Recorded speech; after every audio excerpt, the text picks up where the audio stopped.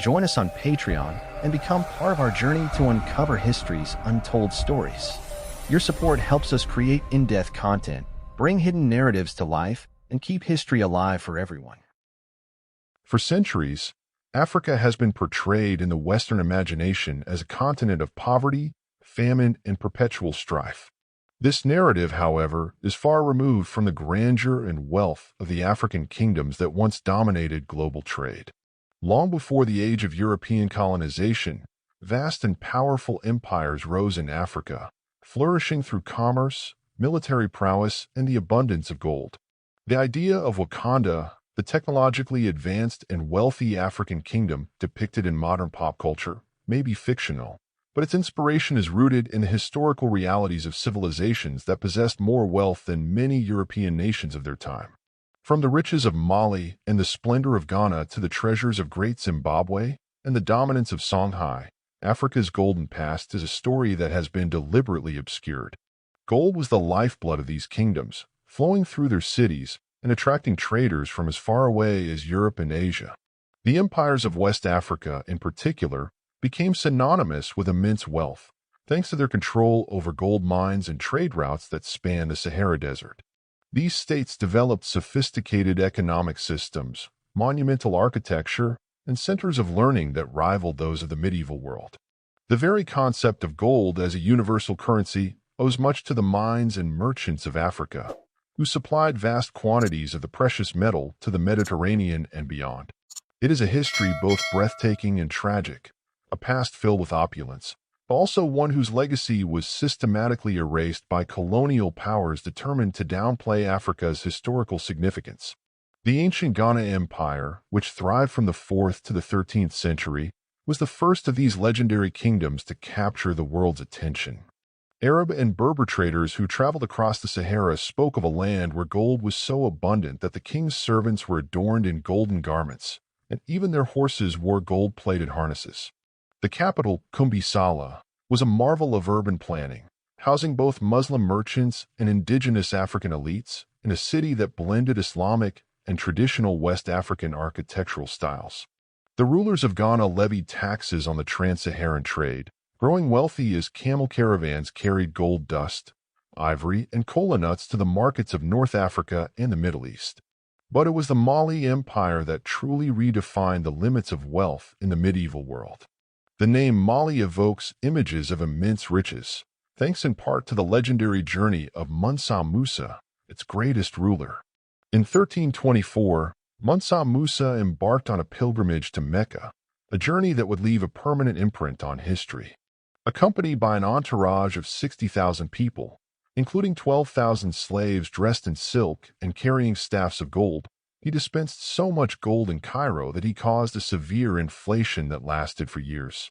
Mali's wealth was rooted in its control over the gold mines of Bambuk and Beret, which produced more gold than any other region in the world at the time. Yet, Mali was more than just gold. It was a center of learning, home to the University of Sankore in Timbuktu, where scholars from across Africa and the Middle East gathered to study science, astronomy, and philosophy. As Mali's power waned, the Songhai Empire emerged as its successor, expanding its influence across West Africa. Under the rule of Sunni Ali and later Askia Muhammad, Songhai became the most powerful state in Africa, controlling key trade routes and ensuring that gold continued to flow through its cities. Timbuktu, Gao, and Jin became not only commercial hubs but also intellectual centers, attracting scholars and traders from Europe, the Middle East, and beyond. The empire's wealth was so vast that European explorers and merchants, still living in relative medieval poverty, could scarcely comprehend the opulence they encountered. Yet, gold was not the exclusive domain of West Africa. Far to the south, the kingdom of Great Zimbabwe flourished between the 11th and 15th centuries, built upon the riches of gold mines that supplied the Swahili coast with vast amounts of wealth. The massive stone structures of Great Zimbabwe, with their towering walls constructed without mortar, stand as a testament to the kingdom's architectural and engineering prowess.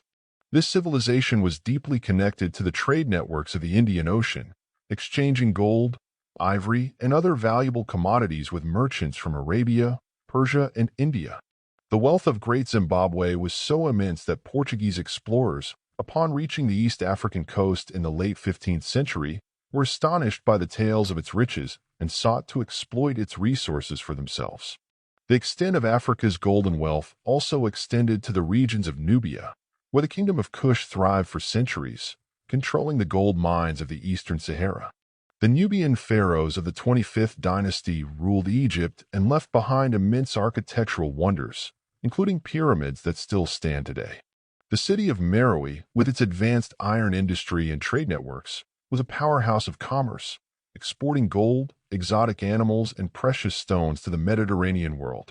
Despite the undeniable affluence of these civilizations, history has often downplayed their significance, portraying Africa as a continent that was always in need of European intervention. The reality is that Africa was a land of great wealth and cultural sophistication long before the arrival of European explorers. It was Africa's gold that fueled the economies of medieval Europe and the Islamic world. It was Africa's wealth that financed some of the most impressive architectural and scholarly achievements of the pre-modern era. And it was the destruction and exploitation of these great African kingdoms that allowed Europe to rise in economic prominence. The real Wakanda was not a fantasy. It was the Mali Empire, where libraries contained more books than most European cities. It was the Ghana Empire, where gold was as common as sand. It was Songhai, where rulers commanded armies larger than those of many European states. It was Great Zimbabwe, where towering stone structures bore witness to a thriving civilization connected to global trade. The great African kingdoms were not primitive, isolated societies. They were part of a vast and interconnected world, shaping the course of history long before colonial narratives attempted to erase their legacy.